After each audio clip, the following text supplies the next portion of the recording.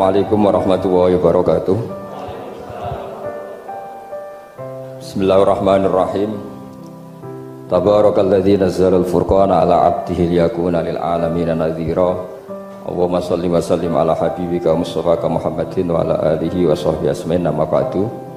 Yang ada di sini dan semua muhibbin, semua pecinta ngaji yang saya hormati. Meneruskan ngaji yang sempat tertunda sudah beberapa kali. Saya memang termasuk orang yang sangat menekuni ilmu seperti yang dikatakan Pak Fathul Wahid lagi. Dikatakan lagi berkali-kali bahwa memang penelitian itu saya berkali-kali bilang tidak harus orang-orang pinter banget sebetulnya, karena perangkat yang disediakan Allah ini juga menyediakan untuk orang-orang bodoh. Dan itu hikmah terbesar dari Islam. Jadi Islam ini bisa difahami orang pinter juga oleh orang-orang yang nggak pinter. Saya punya kenangan tentang ilmu astronomi. Kita belajar falak itu jelimet, Pak Fathul Wahid, jelimet sekali. Ketika ada perdebatan misalnya awal Ramadan itu Ahad sama Senin. Saya ulang lagi, misalnya Ahad, Minggu sama Senin. Karena kita ini di pesantren kalau bilang Minggu itu kadang dilarang, harus bilang Ahad. Apalagi kiainya Pak Fathul Wahid di Kudus, Kiai Torehan itu fanatik, itu nggak boleh orang bilang Minggu, harus bilang Ahad.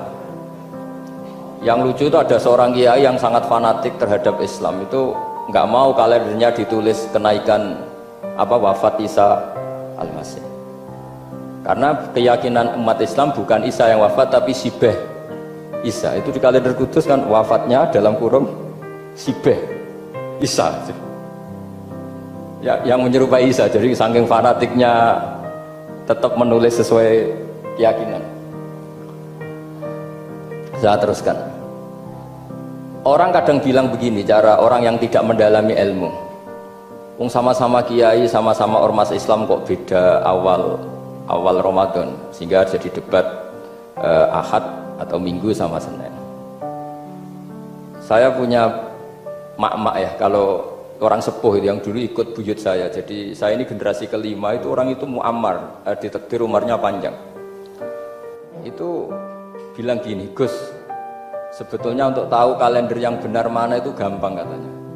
Cari tanggal 15, nanti kelihatan siapa yang salah. Ternyata betul, kalau dihitung Ahad, nanti 15-nya misalnya jatuh hari apa, nanti kelihatan. Ternyata pas yang dikatakan 15 versi Ahad itu bulan belum purnama. Purnamanya itu di versi mereka yang tanggal 16. Berarti bener mana? Yang Senin kan? Tapi yang versi Senin ternyata betul pas 15 pas purnama. Artinya apa? Allah menyediakan perangkat untuk menguji Senin apa Ahad dengan cara awam, yaitu nunggu tanggal 15. Artinya gini, kata siapa yang tahu itu hanya orang pinter gitu. Orang awam juga bisa tahu, karena agama ini milik bersama ya, milik orang pinter, milik yang tidak pinter. Sehingga dalam pola-pola Islam, di antara madhab Syadili, madhab Thariqah Naqsyabandiyah, itu beliau di antara kampanyenya gini, kata Thariqah Naqsyabandiyah, Thariqah kami ini yastawi fistifadatiha ar-rijalu wasibyan. Popularitas Thariqah saya, mudahnya difahami ini antara orang pinter yang sudah dewasa sama anak-anak kecil ini sama.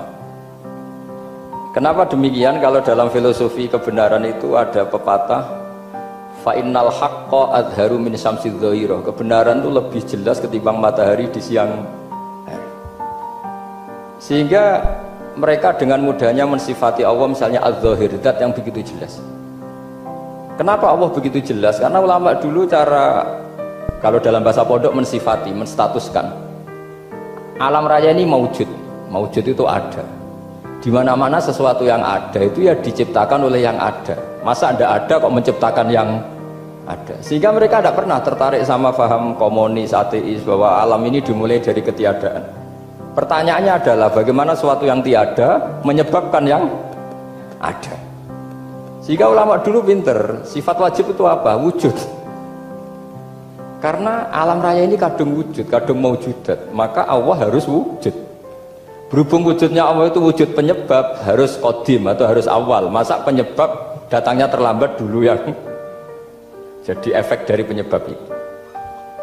Sehingga mereka dengan gampangnya mensifati Allah Az-Zahir, zat yang begitu jelas. Sehingga Imam Sibawayh ahli nahwu itu juga mengenali Allah lewat teori nahwu. Beliau bilang Allah itu siapa? Allahu a'raful ma'arif, zat yang paling mudah dikenali. Nah sehingga tadi seperti yang dikatakan Pak Rektor, sebetulnya perangkat ilmu seperti tadi menemukan bulan itu diantaranya ditemukan kalau bulan tuh nggak rata itu ya lewat teori gambar, karena sekian jarak punya akibat sekian, punya misalnya kita melihat gunung kelihatannya indah padahal di situ ya ada lubangnya, ada pohon yang tertebang, ada pemandangan yang nggak indah, tapi gara-gara dilihat dari jauh semuanya indah. Maka disarankan orang yang baru nggak suka istrinya terus melihat dari jauh, tinggal minggat lah kira-kira. Kalau ditinggal minggat 2 bulan itu mesti cinta lagi itu, kan fungsinya baru kelihatan itu. Tapi kalau dekat terus tuh mesti sama neknya lah kira-kira gitu, sama mangkelnya. Sehingga itu ya dipakai teori juga dalam silaturahim. Di agama terkenal ada pepatah zuruhiban tasdad hubban. Jadi ya jangan sering ketemu, nanti kamu gampang cinta. Kalau sering ketemu ya gampang bosen lah kira-kira seperti itu. Nah, kemudian teori-teori awam ini dikembangkan. Yang awam, jadi dulu orang menemukan matahari itu besarnya kayak apa, rembulan besarnya seberapa, itu dilihat setiap kita melihat mobil itu jarak 1 kilo masih kelihatan sekian meter, nanti kalau 2 kilo berkurang sekian senti, kalau 3 kilo berkurang sekian senti, terus dikalikan ya kira-kira seperti itu. Kalau rembulan masih kelihatan segede itu berarti kali sekian pengurangan tadi, terus ditemukan. Makanya kita Pak Fathul Wahid yang di pesantren yang memang serius ngaji itu di situ ada ilmu falak, itu ditemukan sebelum ada teknologi. Jadi kita tahu gerhana itu lamanya berapa, terus yang kena gerhana sisi mana, terus itu dihitung. Karena dari dulu sains ilmu itu di atas teknologi. Jadi kalau keyakinan kita di pesantren, teknologi itu hanya menyumbang nggak sampai 30%. Jadi orang bisa menemukan pesawat misalnya itu karena melempar batu, kalau masih ada tekanan batu itu tidak akan jatuh. Padahal batu itu tidak ada mesinnya, asal ada tekanan dia tidak jatuh. Terus dihitung kecepatan berapa yang menjamin sesuatu itu tidak jatuh. Hanya ditemukan pesawat meskipun mau landing harus tetap banter, karena kalau tidak banter jatuh.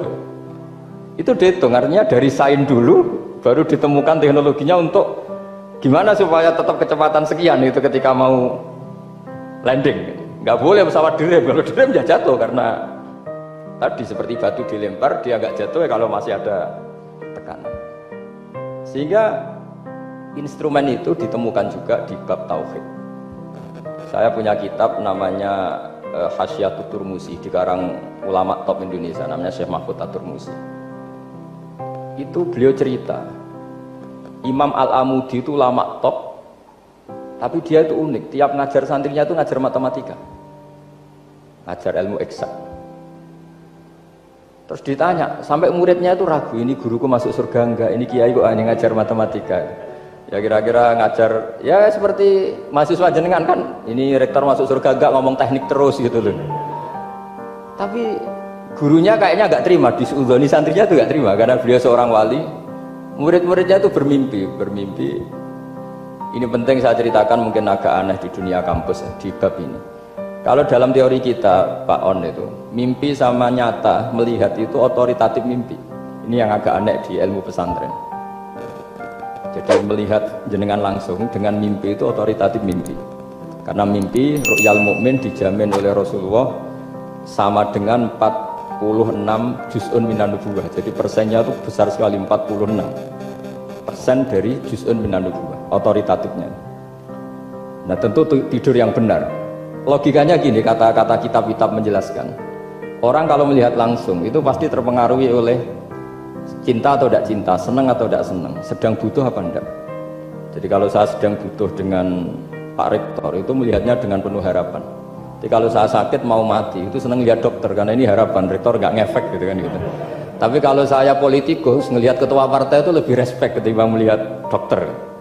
Jadi gara-gara banyak kepentingan ini melihat itu nggak pernah jujur gitu. Nggak pernah jujur. Jadi kebodohan manusia justru karena melihat itu kalau dalam teori kita. Makanya kalau dalam teori pesantren itu kebalik, anna sunyamun wa idza matu intabahu. Manusia itu hakikatnya tidur, baru setelah mati bangun. Misalnya kita di dunia nganggap uang itu penting, harta itu penting, jabatan penting. Setelah kita mati ternyata yang paling penting itu hanya sujud. Karena kamu itu kenangan ketemu Allah terbaik itu sujud. Yang kita anggap penting di dunia semuanya tidak penting. Yang kita anggap sepele kayak sholat ternyata itu super penting. Tapi sadar itu nunggu nanti di akhirat. Ya saya ini termasuk syukur yang sadar sebelum sampai akhirat. Jadi termasuk orang yang beruntung ya gitu. Ya kira demikian. Assalamualaikum warahmatullahi wabarakatuh.